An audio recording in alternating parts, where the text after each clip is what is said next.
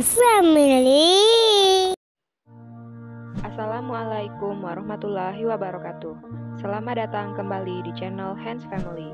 Di video kali ini, Hands Family akan memberikan tutorial cara membuat bunga hiasinthus dari kain flanel.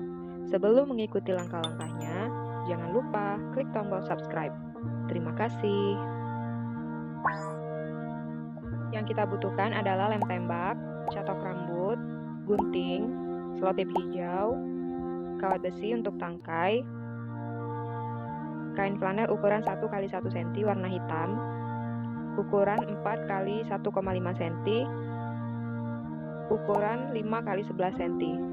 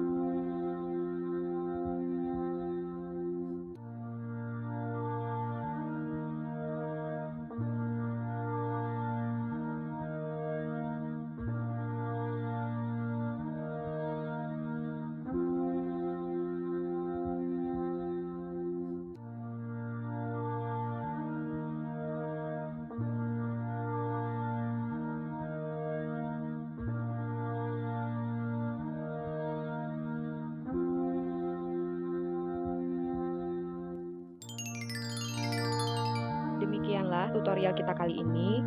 Jangan lupa like, subscribe, dan nyalakan tombol lonceng. Semoga bermanfaat. Assalamualaikum warahmatullahi wabarakatuh.